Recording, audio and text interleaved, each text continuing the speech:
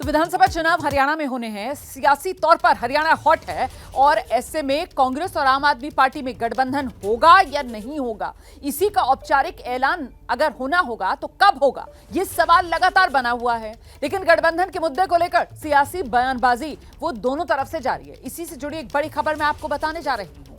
हरियाणा में आम आदमी पार्टी और कांग्रेस के गठबंधन को लेकर अब बड़ी खबर सामने आ रही है।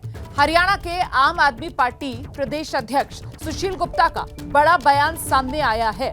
गठबंधन के फैसले को लेकर शाम तक ही इंतजार करेंगे, ये आम आदमी पार्टी की तरफ से कह दिया गया है। अगर शाम तक कांग्रेस और आप के बीच बात नहीं बनती, फैसला नहीं होता, तो फिर आम आदमी पार्टी की तरफ से उम्मीदवारों के नाम की लिस्ट जारी कर दी जाएगी। शाम को सभी 90 सीटों पर प्रत्याशियों के नाम का ऐलान कर देंगे, ये आम आदमी पार्टी की तरफ से कहा गया है।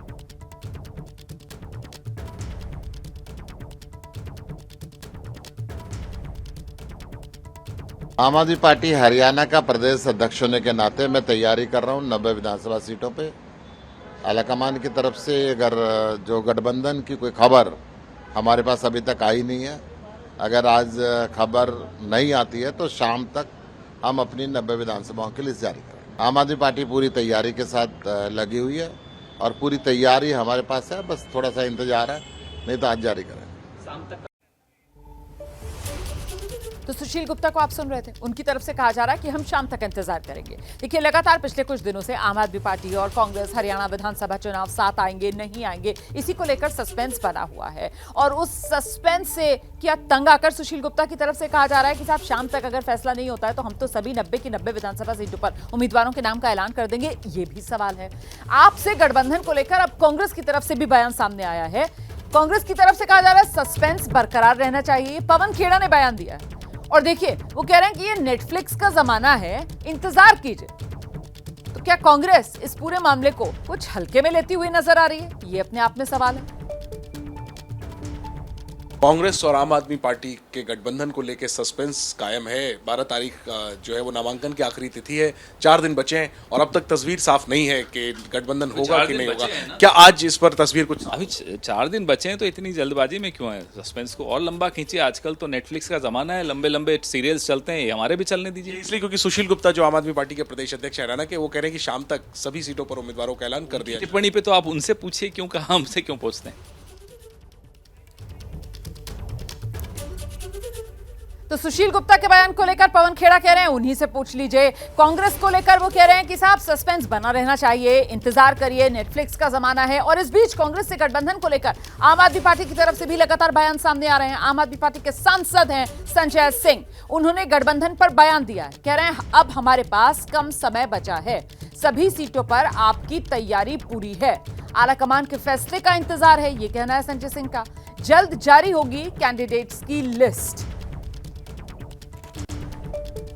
तैयारी है और हम लोग अपने सीटों का ऐलान या चुनाव लड़ने के लिए पूरी प्रक्रिया को, हम अपना कैंडिडेट घोषित करने की प्रक्रिया को पूरा कर चुके हैं। और जैसे ही उनको पार्टी संगठन से या राष्ट्रीय अध्यक्ष अरविंद केजरीवाल जी से इजाज़त मिलेगी, वो ऐलान करके चुनाव में जाएंगे। अब समय ही कम बचा हुआ है। और आइए सीधे आपको लेकर चलेंगे। हमारे साथ हमारे दो सहयोगी इस समय मौजूद हैं, दोनों दिल्ली से हमारे साथ जुड़ रहे हैं। दीपक रावत और जैनेंद्र को आप देख रहे हैं इस समय हमारे साथ मौजूद हैं। तो पहले जरा जैनेंद्र का रुख करते हैं। जैनेंद्र, एक तरफ आम आदमी पार्टी की तरफ से अल्टीमेटम दिया जा रहा है कि अल्टीमेटम इसको कहा जाएगा कि अगर शाम तक कोई औपचारिक ऐलान नहीं होता तो हमारी तो तैयारी पूरी है, 90 की 90 सीटों पर हम उम्मीदवारों के नाम का ऐलान कर देंगे। और दूसरी तरफ अभी कुछ देर पहले जो पवन खेड़ा से आपकी बातचीत हो रही थी, वो इसको बड़े हल्के अंदाज में लेते हुए नेटफ्लिक्स का दौर है, सस्पेंस बना रहना चाहिए, आखिरकार ये चल क्या रहा है? देखिए, वाकई ये जो आपका सवाल है वही हम लोगों का भी सवाल है और लोग भी इसी बात का इंतजार कर रहे हैं कि जब गठबंधन की पहल राहुल गांधी के स्तर पर हुई थी, जब केसी वेणुगोपाल और राघव चड्ढा दोनों बड़े नेता हैं और उनके बीच कई दौर की बातचीत हुई। इसके बाद हरियाणा के प्रभारी दीपक बाबरिया कांग्रेस के, उनकी और राघव चड्ढा की बात हुई। शनिवार रात और रविवार तक ये कहा जा रहा था कि बातचीत बिल्कुल सकारात्मक माहौल में हो रही है और सोमवार को, मैं नाम नहीं बता सकता, लेकिन कांग्रेस के एक बड़े आला नेता ने कहा कि सोमवार को हम गठबंधन का ऐलान कर देंगे। आम आदमी पार्टी के कैंप में भी यही माहौल था, लेकिन फिर अचानक से अब आज एक सस्पेंस का माहौल है और जो सुशील गुप्ता कह रहे हैं वो बिल्कुल ठीक कह रहे हैं कि शाम तक का इंतजार आम आदमी पार्टी कर रही है और उन्हें उनकी अपनी 40-50 सीटों की तैयारी तो है ही है, साथ में कांग्रेस और बीजेपी के जो बागी संभावित होंगे उन पर भी आम आदमी पार्टी की नजर है और आम आदमी पार्टी कर सकती है सभी सीटों पर उम्मीदवारों का ऐलान रोमाना।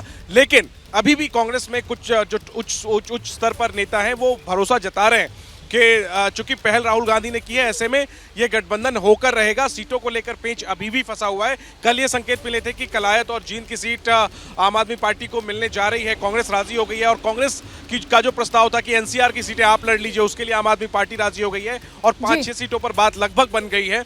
लेकिन फिलहाल जो है वो सस्पेंस एक बार फिर से कायम हो गया रोमाना और इसीलिए शाम तक का इंतजार करना होगा। चलिए दीपक रावत का रुख कर लेते हैं। दीपक से जानते हैं आपके सूत्र क्या बता रहे हैं। आखिरकार ये गठबंधन जिसको लेकर औपचारिक ऐलान का इंतजार लंबा खिंचता हुआ नजर आ रहा है और कभी कभी तो ऐसा आभास होता है जैसे गठबंधन खटाई में पड़ता हुआ नजर आ रहा है, ये सीटों का पेच अटक कहाँ रहा है दीपक?